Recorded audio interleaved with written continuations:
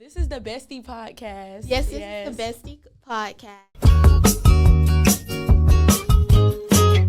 And to introduce ourselves, I'm Zahara Pledger. And I'm Janiyah Hankerson. Yes, and we are two very well-rounded students, seniors that are getting ready for college. So that's going to be like our first conversation today. We're just going to talk about college. We're going to talk about like us preparing for college, the colleges we want to go to. And really just life, like at high school, like us becoming a graduating senior and like the troubles with that, and also, yeah. I never really thought I was going to be in this place, like, it's a really good place that I'm in right now. Like, I never thought I was really going to be in this place when I first started high school because, like, I know everybody always brings up, like, the COVID thing, but I never thought that it was going to, like, you know, go back to the way it was. And then 10th grade was, like, the hardest year for me because I'm a very social person. So for me to go into, like, a space and not really have any friends, it was hard. I feel like for me, my easiest year by far was COVID year, my 9th grade year. When I say my grades were great, like you would think I was just an A surplus student. Like I really loved 9th grade year. 10th grade year was probably my worst year. Really? I can't even lie. Yeah, 10th grade. 10th grade was my best. 10th grade, I was going through some stuff with AP Lang. Shout out to Miss Hall. Miss Hall, I really wish she still worked here. Advice I would give to high schoolers is just to keep to yourself, basically. Well, not even just keep to yourself, like definitely branch out, meet new people, because you never know who's going to be in the room next to you when you get older.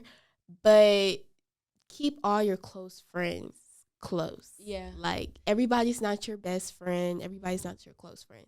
Because one day they will turn against you. Yeah, or like realize that it's okay to be by yourself in a moment. Because like I used to always have to be with somebody. Like I'm not a homebody, so I like to be out and I like to be around people. But I've had to like realize that I couldn't be around people all the time. Like there has to be time for yourself where you're like, okay, like I might text you today or I might talk to you on the phone today. But it's like I just kind of need space to myself, and I should be okay with being alone because you're not going to be with your friends all the time or with your parents all the time. You're going to have to be grown at some point. Another thing I would like to know is like maybe dating life. Like how is that like? Yeah, because some people be dating in college and then they get married. I know, but some just, you know. Yeah, some just date. But act like a lady, think like a man. Yes. Oh my God. Okay, you see each other. We're a little bit loud, but yes, act like a lady, think like a man. I was listening to the audiobook and I was like, this right here is what I need to hear. Because what he was saying is basically men don't commit to relationships until they start seeing like things they always wanted to see when they were a young boy. Because as Black parents, they always implemented, oh, you have to do this when you're older to become successful. But as this starts to progress and as they start to like grow up, they started to see not that image anymore. But I also think that men have to mature too, because I think a lot of boys and a lot of men have insecurities that they're not able to talk about.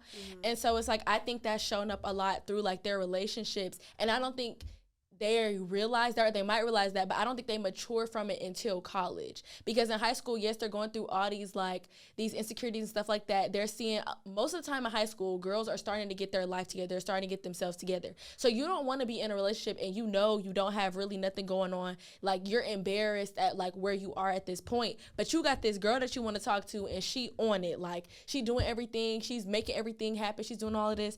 And so it's kind of like your insecurities are coming out, which makes you kind of like, okay, let me fall back.